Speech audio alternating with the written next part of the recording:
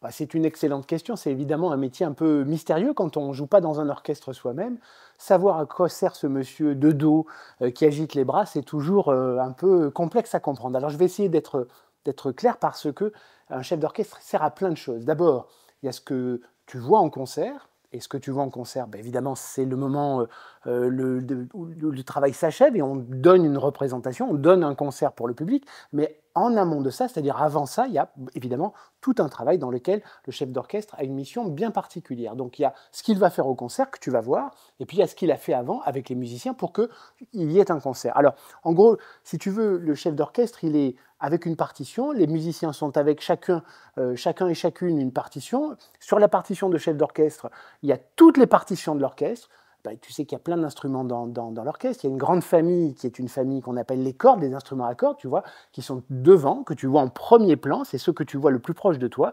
Il y a des violons, des altos, des violoncelles, des contrebasses. C'est la même famille d'instruments, mais de tailles différentes. Eh bien, ces instruments, chacun, les violons ou les contrebasses, qui sont les très très très très gros violons, tu vois, qu'on peut même pas tenir, qu'on est obligé de poser au sol, eh bien, chacun de ces musiciens a des partitions, des parties à jouer qui sont différentes. Et puis, au fond, tu as ce qu'on appelle l'harmonie et les percussions. Alors ça, ce sont des instruments dans lesquels on souffle, les trompettes, les trombones, les flûtes, c'est toute une famille. Eh bien, eux aussi, chaque famille, dans cette autre famille qui est l'harmonie, chaque famille, les flûtes, les hautbois, eh bien, chacun a une partition différente pour que ce que tu entendes, ça soit comme une espèce de paysage, comme un tableau, tu vois, dans lequel il y a plein de couleurs, plein de formes différentes. Eh bien, le chef d'orchestre, lui, dans sa partition, il a, si tu veux, collecté toutes les parties de tous les instruments.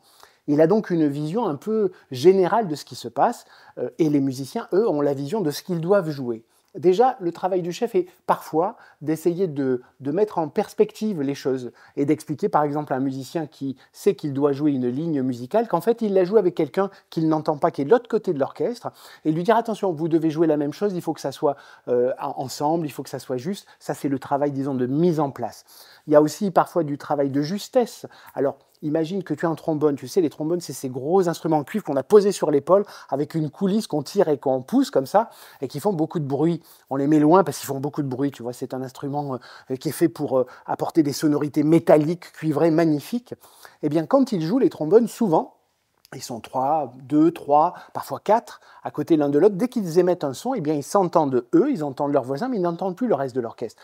Donc, il leur est impossible de savoir, à part si quelqu'un fait des gestes pour leur montrer où on en est de la mesure, je vais t'expliquer ce que ça veut dire, eh bien, ils n'arrivent pas à savoir s'ils sont justes, s'ils sont faux, s'ils sont décalés. Et ça, c'est le travail du chef d'orchestre. Je viens de te dire aussi, battre la mesure. En fait, imagine que tu sois avec tous tes copains et tes copines et vous vouliez chanter Joyeux anniversaire. Ben, qui commence? Vous êtes 30, il y en a bien un qui va donner un signe pour commencer. Eh bien c'est un peu le travail du chef d'orchestre aussi, de dire au groupe, on commence tous ensemble, et puis voilà, le tempo. Le tempo, c'est le rythme, c'est la vitesse à laquelle on interprète un morceau. Et tu comprends que quand tu as une flûte et que tu as plein de petites notes à faire, ou quand tu as une contrebasse et que d'un coup tu as des notes longues à tenir, eh bien, si tu n'as pas quelqu'un en face de toi qui te donne la pulsation, eh bien, tu peux te décaler parce que chaque famille d'instruments, là aussi, a des choses différentes à jouer. Alors, tu vois, il y a tout ce travail avant le concert où, avec les musiciens, on travaille, on met en place, on s'écoute, on corrige les choses. Le chef d'orchestre, il est aussi là pour essayer de donner une interprétation, une lecture de la partition, parce que sinon, chacun a la sienne et que ça ne fonctionnerait pas. Donc il essaie de dire, bon alors on va aller plutôt dans ce côté de la partition, quelque chose de mystérieux, au contraire quelque chose de peut-être plus dynamique, avec des couleurs contrastées, ou bien quelque chose d'unifié, tu vois, il y a plein d'options. Il va les communiquer, il va tenter de faire que les musiciens adhèrent à sa vision des choses, en tout cas au chemin qu'il propose. Répéter avec des musiciens, c'est essayer de les amener à jouer le mieux possible individuellement et collectivement, tu vois, et à trouver une voix qui va être, pour le public, au moment du concert, la plus impressionnante possible, en tout cas la plus émouvante possible.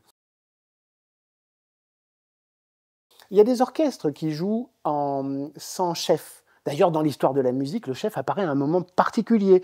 Il apparaît quand les orchestres deviennent très grands. Tu imagines que quand tu es deux à jouer sur un piano, il suffit de respirer ensemble et puis tu joues ensemble. Puis quand tu es trois, puis quand tu es quatre, ça marche encore. Et à un moment donné, où l'orchestre a été tellement grand qu'il a fallu que quelqu'un se lève pour donner le départ. C'est souvent le premier violon, le violon solo de l'orchestre. Puis petit à petit, le métier de chef est apparu parce que les orchestres étaient de plus en plus grands, les œuvres de plus en plus complexes, les orchestrations, c'est-à-dire le nombre d'instruments et de variétés d'instruments de plus en plus grands.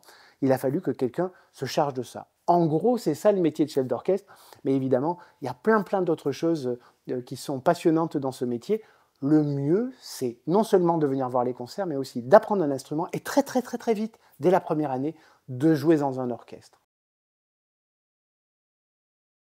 Bah évidemment, comme tout le monde, qui ne fait pas d'erreurs? Toi, tu fais des erreurs, ta maman, ton papa, tout le monde fait des erreurs. La maîtresse à l'école, tout le monde. C'est normal, ça fait partie de la vie. Et c'est même comme ça qu'on apprend. En fait, les erreurs, elles servent à rien, sauf si on les regarde et qu'on apprend, on comprend pourquoi on s'est trompé et on essaie de s'améliorer. En fait, les erreurs nous enrichissent. Alors moi, j'en fais aussi. Tu sais, quand on fait tout un processus de travail avec un orchestre, c'est des heures et des heures, des dizaines d'heures, parfois des centaines d'heures quand on répète un opéra. Et obligatoirement, à un moment donné, parce que ton esprit pense à quelque chose, parce qu'on vient de te donner une information, parce que tu peux faire une erreur, c'est comme ça. Le tout, dans le métier de chef d'orchestre, c'est que les erreurs ne soient pas fréquentes, bien sûr, le moins possible, et puis que quand tu te trompes toi, tu as 100 personnes ou 60 personnes qui peuvent se tromper parce que tu les induis en erreur, tu vois. Alors, il faut faire attention. Généralement, on est quand même extrêmement concentré, ça fait partie du travail de chef d'orchestre, d'arriver à une représentation à un concert. La représentation, tu sais que ça va durer 3 heures, et pendant 3 heures, il faut être extrêmement concentré, sachant qu'il va se passer plein de choses. Une soprano qui va partir un peu trop tôt, un peu trop tard, quelque chose. Il y a plein de choses qui arrivent, tu vois, c'est un peu comme les montagnes russes. Il y a plein de choses qui surgissent pendant une représentation. Il faut faire face à ça, il faut être très zen, il faut accepter qu'il y ait des choses qui ne soient pas parfaites, et puis passer outre, parce que si tu te mets à repenser pendant toute la soirée à la chose qui n'était pas parfaite, c'est fini. Et puis, la chose pas parfaite, ça peut être toi, évidemment. Donc les erreurs, elles arrivent, il faut savoir les gérer, celles des autres et les siennes, et évidemment, il faut ensuite comprendre pourquoi elles ont eu lieu, et ça donne beaucoup de force, et c'est ce qu'on appelle précisément l'expérience.